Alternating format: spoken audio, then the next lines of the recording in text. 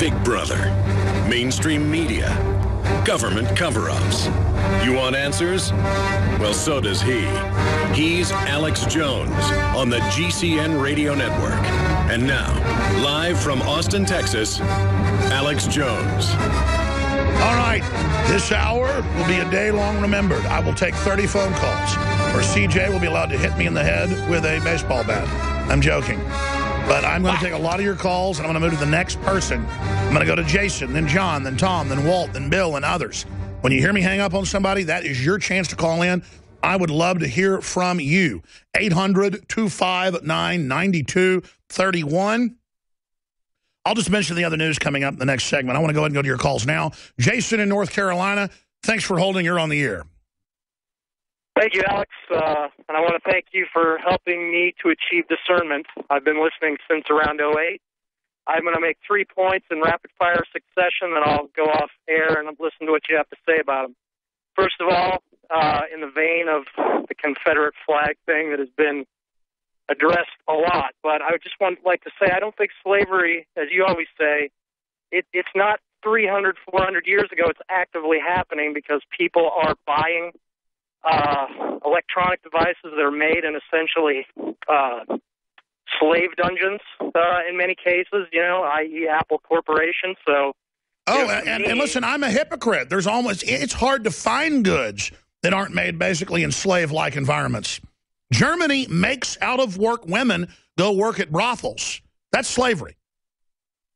Yes, sir. And you look at the corporate prison complex that employs prisoners at slave wages. They have contracts with these multinational corporations. And a lot of this, if you try to find out information on it, it's very hard to get information because a lot of that information is sealed about what exactly they're doing. But they're like good wages for those corporations, around $2 to $3 an hour in prison, and the lower end is about 50 cents an hour. And all these good old boys, my whole life go, they got hot tubs and cigarettes in prison. I want the AC turned off. I want them working. Nobody's got that in prison but white-collar criminals that have, like, cable and stuff. They are working for 25 cents to $1 an hour, displacing everybody else's jobs. And then they go, what, are you against prisoners? Are you racist against prisoners? No. We shouldn't be competing against prisons. A great example is the fiction movie, but it's based on true stuff that happened, The Shawshank Redemption, where he's got the prisoners out building the highways for cheaper than the private companies can. Go ahead. Undercuts competitions. Point number 2, sir. In the last 50, 60 years, you have institutions like the University of Kentucky refusing to even allow African Americans on their sports teams, okay? And today, excuse me? Same minorities. What was that? Well, University of Kentucky, I mean, do you remember when Pat Riley was a player there and they played that all-black team and essentially only white people were allowed onto the basketball team and Jackie Robinson wasn't allowed to play for the LA Dodgers? Thought you were talking about currently. Yeah, sure. Okay, yeah, go ahead. No, I'm talking about in the lifetime of people, in the lifetime of your parents and my parents, because we're about the same age, but do people look back? And now, that wasn't 300 years ago. That was in our lifetime. But people continue to wear these logos, and you know what? That if you're going to have that attitude about the Confederate flag or anything for that matter, then why not say, hey, you were a virulently racist organization 50 years ago. I'm not going to wear your logo anymore because of that. Now, do I think that's necessary? No, I don't. But do I think it's a double standard? Sure. Yes, I do. It's just like buying an Apple phone. But there's a third point I'll make, sir, because I heard you brought this up on the show a couple of days ago. I had a good friend who sat next to a Mexican high government official. And just like you said the other day, this guy, he said he looked like a white guy. And he said that he was talking about the native Mexicans, a lot of them who migrate here. He said he had nothing but disdain and hatred for the most racist people that I've ever read about or seen is ultra-rich Mexicans. A bunch of them live in Austin now. And a lot of them are really nice people, except it's like being in East Texas or something, and you run into some racist guys, and they start, it's really uncomfortable. And they'll just say the most horrible things about Mesoamericans that have native blood. And that's because, I mean, the Spanish went down there and just started murdering everybody, and it's still the Spanish that run Mexico. One of the stories up on Infowars.com we're going to get to at the bottom of the hour Twitter campaign encourages people to rip down Confederate flags. And it's got people running into front yards, backyards, side yards, cars, peeling stickers off. And again, regardless of what you think about it, this shows the power of the media. We're talking 10 to 15 black people being killed a week in Chicago, being shot by other blacks. You know, is there some flag we could pull down to blame that on?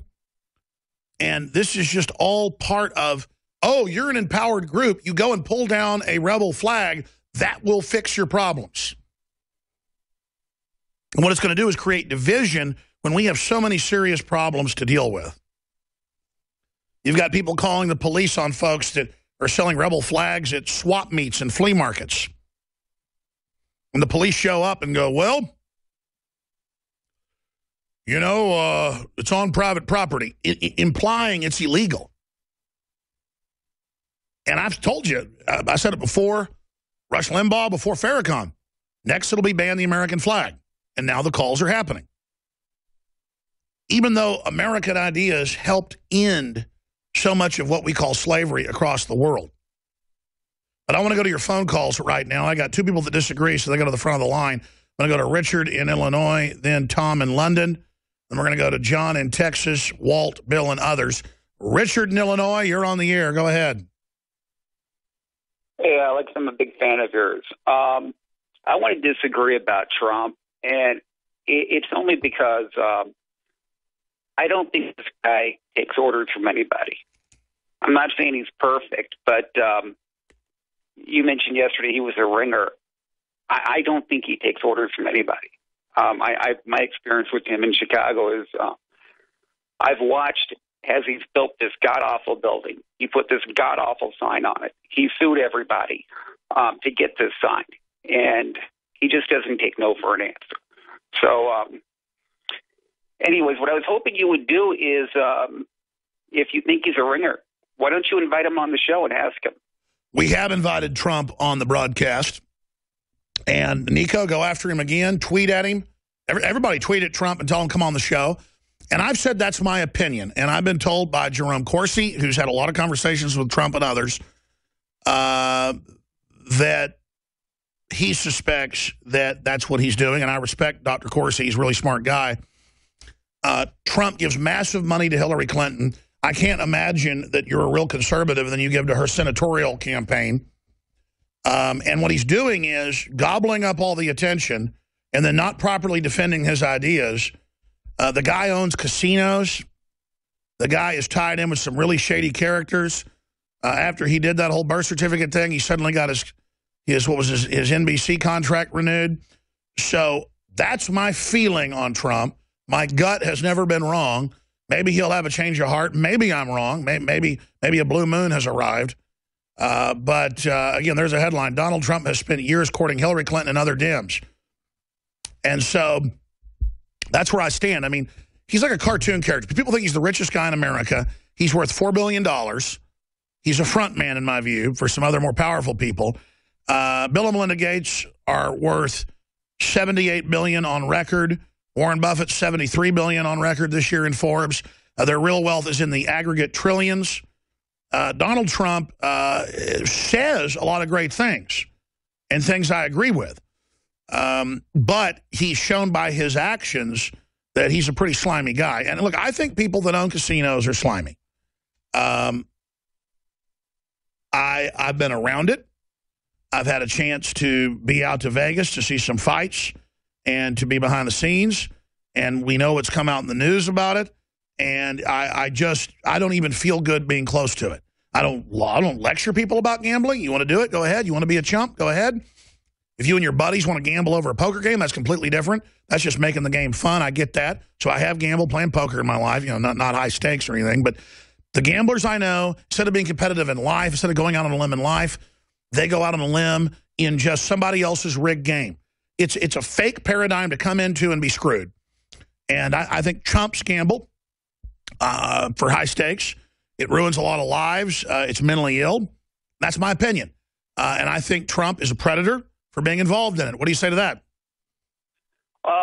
I somewhat agree with you. I mean, again, my only experience with Trump, I've never watched his show. I went to that Trump hotel in Chicago, and I had one drink. And I'm telling you, the employees over there were miserable.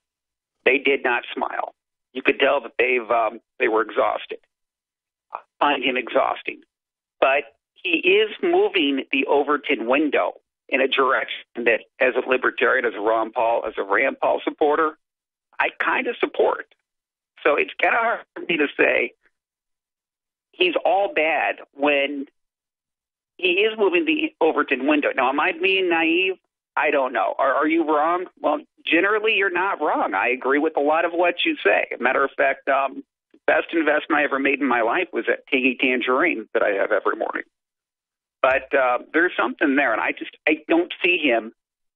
I see him creating his own reality. I tell you, not to produce your show, but the Dr. I can't pronounce his last name. Pachenik. He might be able to give a really good psychological description of what Trump is. I mean, he might be a sociopath. I don't know. Pachenik would know. But I just see him moving the Overton window, and part of me says, that's a good thing. No, I hear you, Richard. Let me move on to Tom in London. I can't really comment on your comments, or I won't have time to get to calls, but I can't comment too elaborately. Donald Trump is involved with a bunch of seedy people. Donald Trump is, people think the richest man in America. You go out and ask folks, they think he is. He is a pop culture person who is involved in WWF.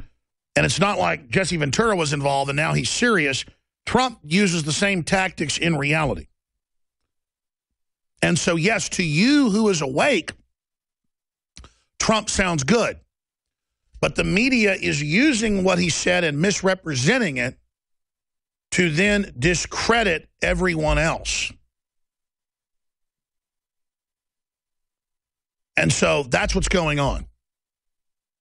I mean, I could take one look at Donald Trump and I hear this voice say, danger Will Robinson. I take one look at Rand Paul and go, that's the real deal, but they might kill him. And that's how it basically comes down, in my view. They have to have a straw man to destroy. So then they can say they've discredited an idea. I mean, it's outrageous, the criminal crime wave going on in Latin America that's pouring into the United States. I mean, Mexico is a failed state approaching hell, except in small jurisdictions that are controlled tourist areas like Cancun. It's very sad. It's a very beautiful country.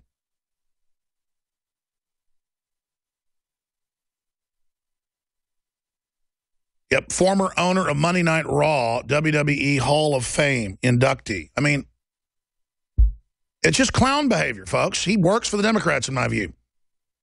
He sure gives them more money than Republicans. Tom in London from Albion. You're on the air. Go ahead. Hi, Alex. Good to be speaking to you again. Welcome, my friend. Go ahead.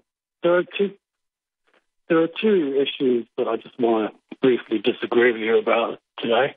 The first one is the story about German women being forced into prostitution.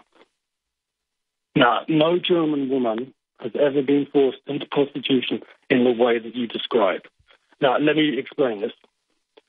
This story came about, it was 10 or 11 years ago, 2004. It was a story in a magazine called Taz. I think it's short for Taz Kreuger. And it was a speculative piece because there were two potentially opposing or a confluence of legal changes in Germany. The first one was legalization of brothels. And then they were saying, can they be forced? And then they found cases of it. But let's just move past that. Okay, you can argue whatever. Let's just say I'm wrong for the case of argument. Does prostitution massively increase as economies decline? And in the United States and England, are not record numbers of women going into prostitution driving down the price of prostitution? Prostitution is on the increase, absolutely. And now, I think there are sort of apps where students, young... Sure. Did Roman emperors make the gentry prostitute their wives to raise state funds? Just for the sake of your listeners and for you, Alex, I just want to briefly finish the point about that story. Because what happened, that was a speculative piece. It was saying, what if someone was offered a job in a brothel, then this other law would come in and force them to take it. Now, the first thing is that this was a speculation, not based on any particular case. The example was of a woman being offered an interview at a brothel for the role of a bartender. It's illegal since 2009 to advertise brothel positions in German job centres, and under their law, their constitutional law, when they legalised prostitution, it was absolutely illegal for anybody to be forced by coercion into prostitution. Well, I know that's in the Geneva Convention as well. The point is economic degradation forces this, and this will be Greece's new cash crop. And I appreciate your call. We're out of time. We did put the London Telegraph and other articles up there where they're saying it's real people and this was going on. But I understand you're saying there's conflicting laws. The overall issue is, as economies go down, prostitution proliferates. And your new economies are casinos, prisons, prostitutes.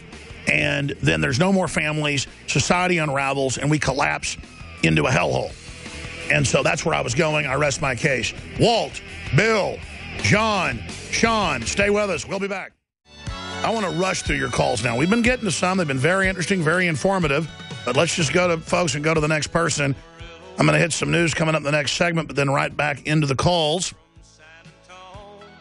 Let's talk to Walt in Michigan. He wants to talk about the Vatican and the Pope. I don't think you can call him the Pope when he's calling for world government, carbon taxes, and excoriating capitalism. He should be criticizing crony capitalism, but I forgot he's part of that. But I guess I'm ranting instead of letting Walt talk. Walt, go ahead. Well, Alex, I've talked to you for on and off for over 20 years, and I want to bring up a quote that David Knight mentioned, a quote from President John Adams. Well, John Adams made another quote. My history of the Jesuits is not eloquently written, but it is supported by unquestionable authorities and is very particular and very horrible. There, the Jesuit order's restoration in 1814 by Pope Pius VII is indeed a step towards darkness, cruelty, despotism, and death. I do not like the appearance of the Jesuits, if ever there was a body of men who merited eternal damnation on earth and in hell. It is this Society of Ignatius de Loyola. John Adams, 1735 to 1826, second President of the United States, and this was his letter to Thomas Jefferson, who also died on the same day that John Adams did. No, I know they did. 1826. I know they did. That's what's amazing about it. Basically, they were big Enlightenment folks that were into human freedom, and that whole movement had been against some of the excesses of the church. And I'm not a Catholic. I have a lot of Catholics that have good fruits. You know, they're friends that are good people, great people. But I look at what the Catholic Church promotes. They've clearly been blackmailed. It's clearly been taken over by the Jesuits.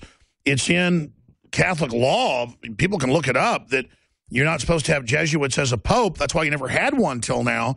They're supposedly the secret police, basically, of the Catholic Church, the Society of Jesus, to keep it pure. Well, what's the greatest threat to a country or a religious country like Catholicism is a military takeover. And so basically the Jesuits, which was a military order founded by Loyola, as you mentioned, a general, from Portugal. He was also in Spain. And now they've taken over. And they're saying, world government, pay your carbon taxes, redistribute wealth, but not the Vatican's. So that's why I am forced to absolutely criticize the Vatican because I've seen it as infighting. I just want to fight globalism, world government. But when unelected planetary government's being pushed on poor masses that are the main target of it by that snake in a papal gown, it really makes me just go ahead and not pull any punches. And again, I go with my gut and my spirit. Up until this point, it would be destructive to just sit there. But by the way, I can follow what the Pope's doing because he's big. all these Protestant groups are doing the exact same type of crap right now, and it's disgusting. And people need to shout it down. So send me your clips. It's like when Pastor Hagee, who gives some pretty good speeches, I've heard him give some great speeches on TV. I've watched him. He came out like 6-7 years ago and wrote a book, and I played the clip here going, Christ was not the Messiah, but a rebel against the Lord and the Jewish people, and he was dealt with. Read my new book, where it describes that Christ was truly not the Messiah. And it's like, and then I also have family that in San Antonio that knows all about Mr. Hagee. I'm just going to leave it at that, and I won't get into stuff. Because later, once I told my uncle about it, now rest his soul, it turned out that they lived, before he was huge, on the same street with him, and they would babysit his son, and the wife would come over, the wife he divorced, and he's just a big fat hypocrite. And here's the deal. I'm not up here judging anyone. It's just that Hagee's a little false prophet, the Pope's a big one. There's no doubting it. Christ was not the Messiah, but a rebel in a war against the Jews and the coming Messiah. I mean, that's a quote, by the way. I played it so many times when it first came out. In fact, guys, look up Hagee says Christ is not the Messiah. I bet it's on YouTube.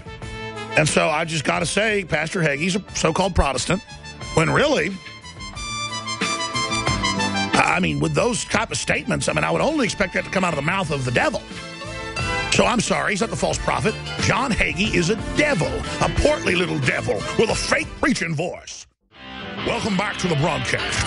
Alex Jones here, doing a Pastor Hagee imitation. The first thing you need to know is the most important thing for you to do is to order and secure your Prostagard today. The New World Order doesn't want you to have a healthy prostate, and things like saw palmetto and other key ingredients here are known to give you healthy prostate function. Available at InfoWarsLife.com. Just send your check or money order as well to InfoWars.com. All right, I'm going to stop right there. I need to actually watch some Hagee, and then I can do his accent dead on perfect. Now, before we go any further, I do want to return to your phone calls, but we need to just realize that the globalists are making their moves right now on every front. The globalists are showing us their hand. And if we just quietly submit to it and go along with it, Katie bar the door, there is no bottom to it. And so that's why I'm just upping my rhetoric to the level of what they're doing as it becomes more and more naked, as it becomes more and more obvious. I want to get into the latest on Al-Qaeda. I want to show video and photos and talk about it for the radio audience. Pluto at last. NASA spacecraft arrives for dwarf planet close up tomorrow, but it's already getting some shots right now. We're going to go over all of this and more. But before we do that, let's go right to your phone calls. Bill in Wisconsin, thanks for holding. You're on the air. Yeah, thanks, Alex, for taking my call. I listened to your report on Friday concerning Francis and coming out in favor of the New World Order. He also received the hammer and sickle crucifix from the communist head of Bolivia. And I've spoken to you about this before, this revolution in the church, the Catholic Church, and as a Catholic I can talk about it, did not begin with Francis. It began with Vatican Council II. It began with John the 23rd. He was okay, well, I want you to speak to that, and I'll give you a few minutes to do it. But, I mean, all I know is this. Pope John Paul II supposedly got shot by the communists, helped bring down the Soviet Union, would never say things like this. So, I mean, Francis is just so bad. It's like having Fidel Castro as the Pope. I mean, am I wrong? Did you see him in South America be awarded a hammer and sickle award by a president? He was anti-communist, and they would not let him out of the country, but they would let Karol Wojtyła, who became John Paul II. and he went to Harvard, okay, and received an honorary doctorate. He was a globalist in the true sense of the word. He was a complete sellout at the Vatican Council, too. So it began with John the 23rd, Paul the 6th, who wore the ephod of Caiaphas, the high priest, instead of a cross on his chest. And it continued under Wojtyła. This is something that has been going on for at least 100 years, but openly since Vatican Council II. I agree with you that, we've got a Antichrist in the sense of Francis, okay? And he is definitely selling out the poor in Latin America. But, it goes back earlier than this. Well, I'm certainly aware that there have been a lot of power struggles, but even CNN reported Pope Francis surprised by hammer and sickle crucifix. Oh, he's surprised by it while he was down in South America in Bolivia with the president giving him a hammer and sickle with Jesus nailed to the hammer. I mean, there's just no end to any of this. Let's talk about the Jesuits. What do you make of this being the first Jesuit pope? You keep bringing up canon law, and my wife and I have a used Catholic book business. We've got thousands of books, okay? We've got canon law books. I don't see it. So if you well, I've had some previous experts on, and I think I'm going to try to get them on, and I'm going from memory. But supposedly it was a big no-no, and they were barred from it because the Catholic Church, a couple of popes slapped down the Jesuits when they were trying to take over. Maybe that's been changed. But let me ask you this. Why has there never been a Jesuit pope? Because their job within the church was to, minister to Protestant populations, if you will, to try to bring them back into the church, missionary work throughout the world, that type of thing.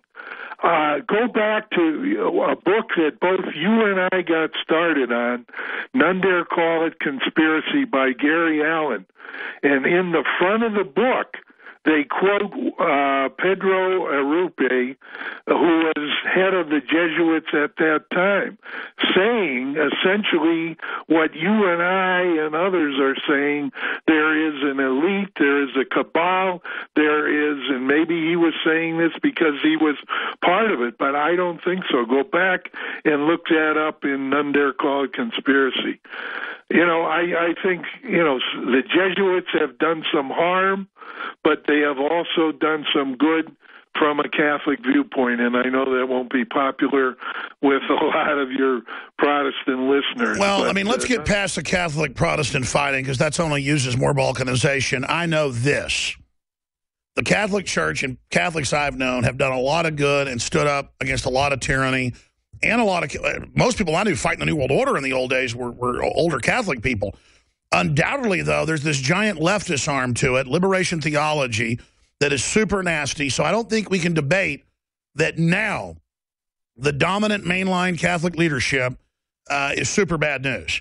Because what does it say that they elected this guy when, he talks like Lenin. It's so hardcore to see a pope spouting pure communist ideology and stirring up people. It's very dangerous. Very dangerous. And it just shows the globalists are making their move. So, Katie, bar the door, brother. I appreciate your call. We are in trouble. We are in big trouble. When he called for world government a month ago and started every day excoriating capitalism and saying wealth redistribution is the way to create living hell, and we've got some rich guy sitting on top trillions of dollars, and supposedly the wealth inside the Vatican is just over the top. Nothing like it on earth. There's giant underground palaces, just vault after vault of diamonds, rubies, gold, artifacts, loot. Just incredible history, the secrets of it. And the popes are bathing in huge gold bathtubs with sign of the zodiac carved in diamonds and emeralds and sapphires. You know what? I'd start buying into your communism if you went and sold it all and actually distributed it all to poor people or something. But what you really need to distribute is anti-gambling, anti-tyranny garbage and push pro-family stuff. But we're not seeing any of that. Because you could give the poor people all the money in the world, they'd lose it in a week. Most of them. Because they go play the lottery, and they go into debt to buy more than they can get. You know, there's a reason poor people are poor. And previously, you could build a ladder for folks that had the proclivity to get out of it, But that's all being destroyed now. So don't worry. The earth is sinking in to a very short dark age. Because the globalists want to set it up where you're totally dependent, totally dumb, under their control. And, hey, you want your welfare? Get sterilized. Want your welfare? Take these shots. Then you wonder why you're dying 10 years later. And then the robot computer that runs the hospital says you don't get treatment. You don't even get told in the diagnostic you have cancer. You get told, go home and take these pills. But I always love big masses of poor people, the welfare crowd, whatever, not the working poor, who I respect, sitting there demanding that they be given something for free, and Warren Buffett going, you're right, you deserve it, and the Pope going, you're right, you deserve some freebies, and Bill Gates and the Queen of England, because they want to get rid of the middle class. They want to get rid of the Renaissance. They want to get rid of independent wealth. They want to get rid of choice. They want to get rid of different ideas they don't control, because they know somebody that makes even $80,000 a year, $50,000 a year, $1 million a year, $5 million a year, will be independent, and they're worried about them. That's why they have luncheons with elitists and luncheons with billionaires and luncheons with Congress people to get you there. And they say, we need you, Mr. Johnson. We need you, Mr. Sanchez. We need you, Mr. Chow. We need you, Mr. Schmidt. We need you, Mr. Drogoff or whatever, to be part of this and to help us. And they get good people that have made money and have businesses to join them and get directed by them, believing they're helping the community, when really they're just keeping tabs on you and watching you. And then by society's control and peer pressure, getting you to go along with it. And the big moves here, I mean, they're making their move. John in Texas, thanks for holding. You're on the air. Hi, Alex. Welcome. One thing if I could talk about Trump real quick. All Trump's going to do is pull the support away from Rand Paul. Right before the convention, he'll drop out. Jeb gets nominated. The conservatives stay home on election time, and Hillary gets elected. That's it. That's the game plan. That's the game plan. But see, Trump's saying all these reasonable things. The out-of-control left misrepresents it. It makes conservatives and libertarians come defend him, and then Trump sits around with all his buddies laughing at us. And notice mainstream media is saying his name thousands of times a day, 239 times a day on CNN. They just force-feed him to the public, and that's just how the cookie crumbles. On a Confederate flag, what I'm afraid is going to happen is when the globalists so easy, the politicians caved in on bringing the Confederate flag down, they'll figure, hey, just stage one more last massacre, and we can bring down the Second Amendment. We can ram a gun bill right through there. Well, yeah, they got smart. How do we stage something? And I think it was probably staged, looking at it all now, the way they pulled back, the way it was all done, orchestrated on the amnesic drugs, able to get the gun when he shouldn't have got it in the list by the FBI. They were testing it. Well, if just guns can't do it, what if we tie it to an ideology and then make it about that? And absolutely, they're going to stage massacres just as sure as the sun came up and blame it on the Second Amendment. I appreciate your call. God bless you. Sean in Colorado, you're on the air. Go ahead.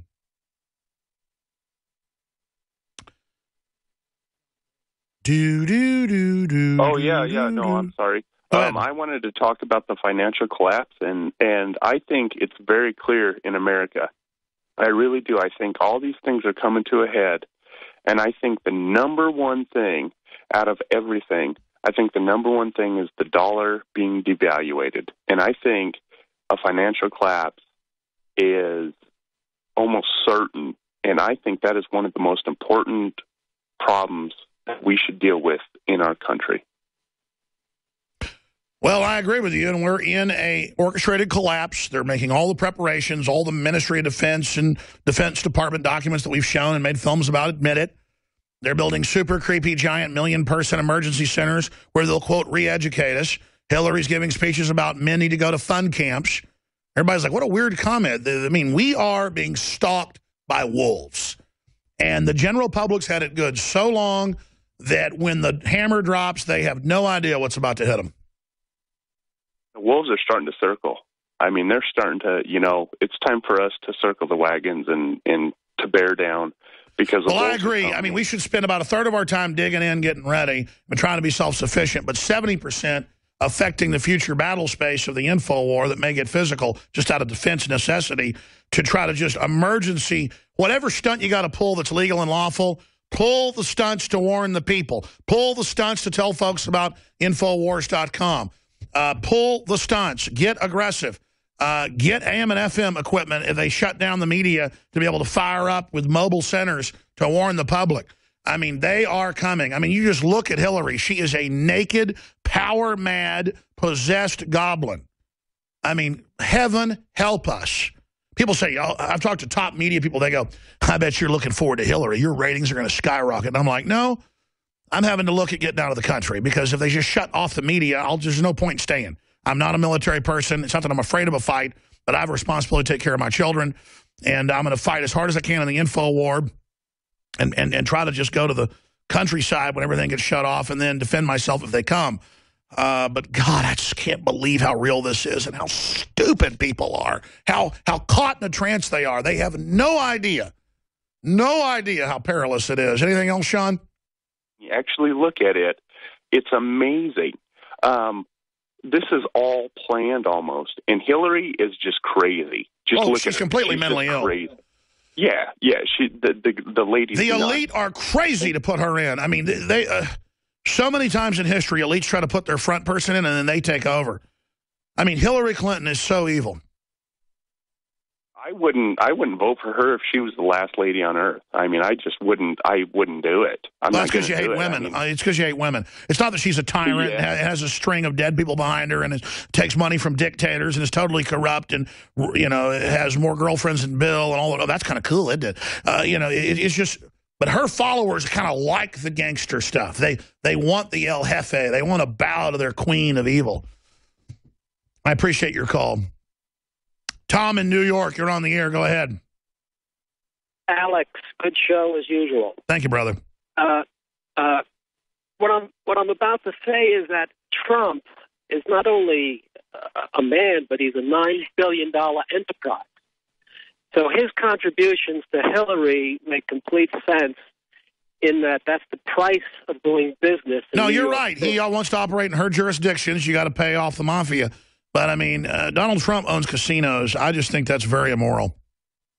Okay. Well, I'll tell you this. If we don't stop illegal immigration, it doesn't matter who's president.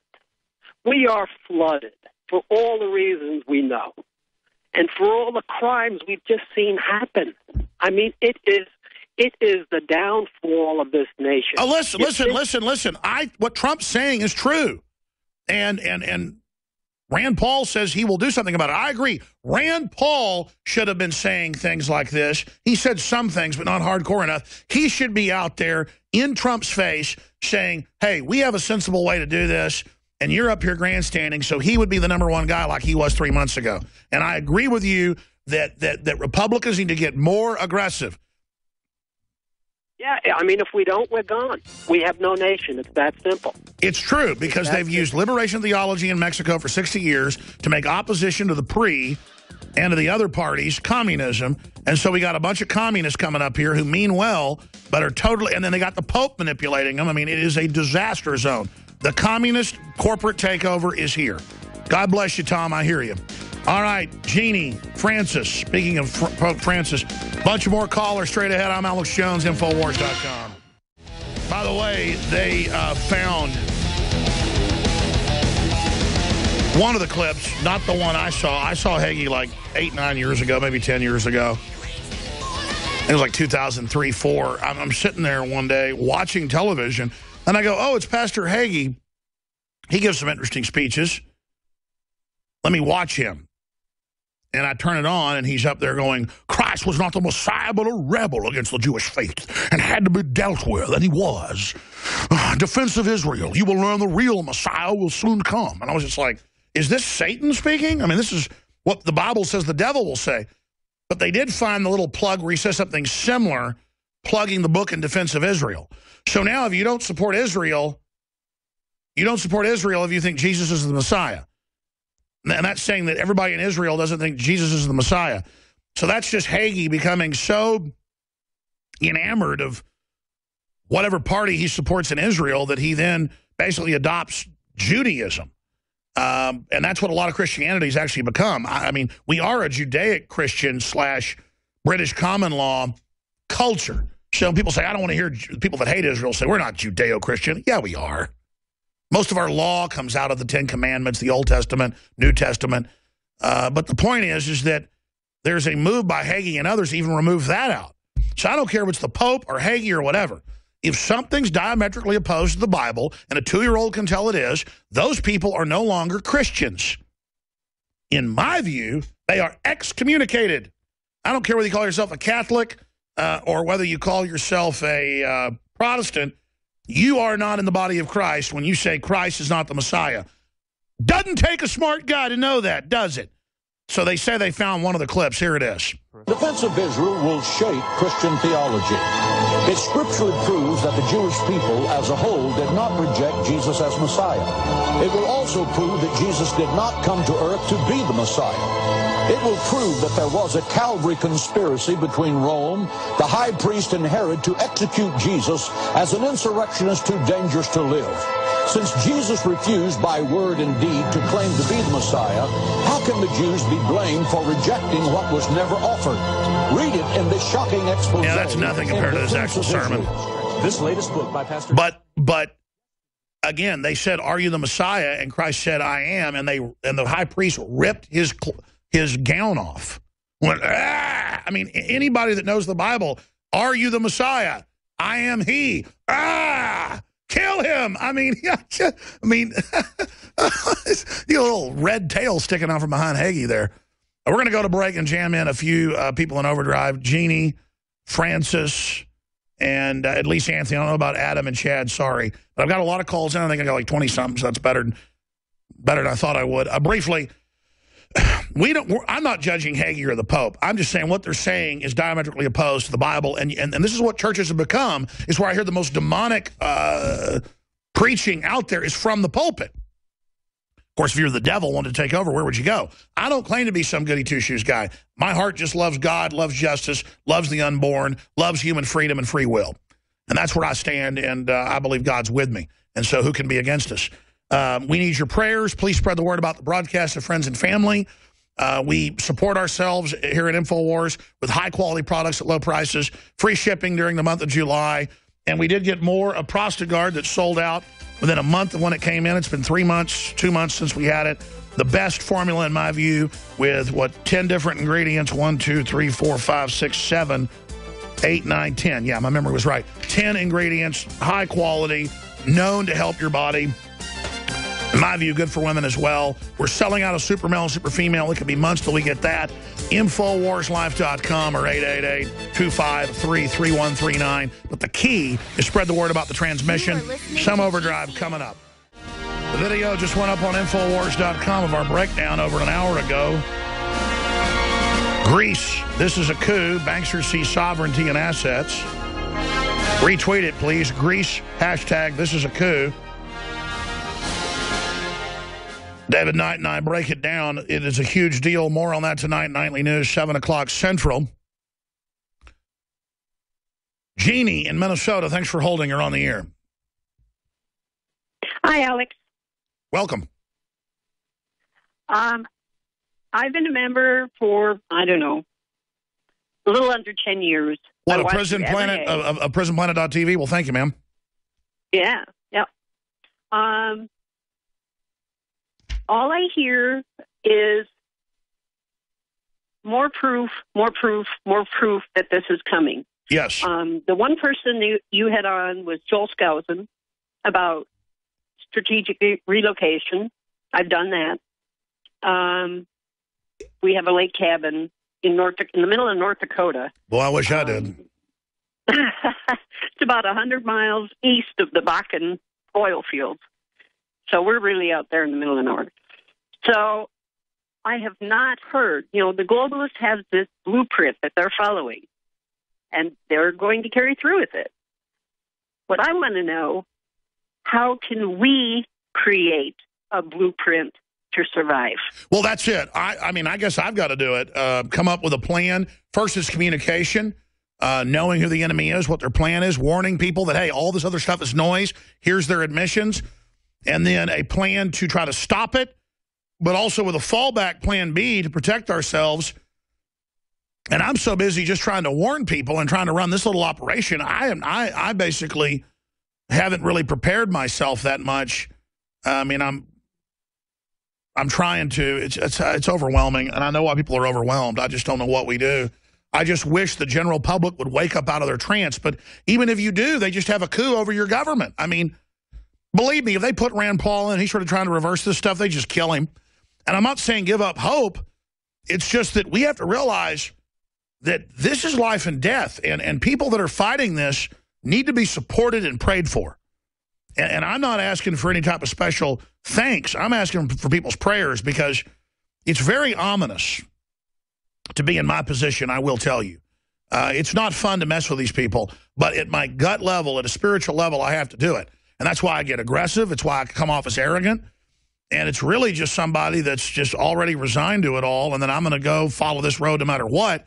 And I get a little bit obnoxious whistling past the graveyard just because as a man, that's what you do. At least that's how I cope, is just make a big sick joke out of it all. But at the same time, my heart is very soft towards innocence, and I just can't believe how bad it already is for most of the world. And to know the judgment our country's coming into, Jeannie, is very sickening. Yeah, we already have Homeland Security here in Rochester, Minnesota, home of the Mayo Clinic. I've been scoped out by them a couple times. Oh, yeah. They were all in flak and armed to the teeth. But are we going to wait until it's too late to do something, to figure out what we should be doing? Well, here's the problem. Violence won't do anything because they're already set up for that. They want their minions to get killed to make them martyrs to then demonize us. They're going to kill their own minions and blame it on us, so violence isn't the way to go offensively. We have to credit our own media. We have to discredit the globalists, which has happened. And we have to then withdraw consent from them and stop complying with whatever we can do, whatever God touches our heart to do. I think that's the answer. I think everybody should hit their knees every day for at least 10 minutes and just say, God, I'm opening my mind up. You tell me what to do. And I'm telling you, the answer to what you're supposed to do will come to you. This is why you hit your knees and you say, hey, I'm facing an evil intellect of Satan. I want to be good. You're going to have to take me over. And that'll happen. But God, the devil will take you over without free will. You got to ask God in. And you got to be part of God's plan and be a vessel that God wants to inhabit. And so I'd ask God to come into your heart. I'm sure you've already done that, but that's the answer.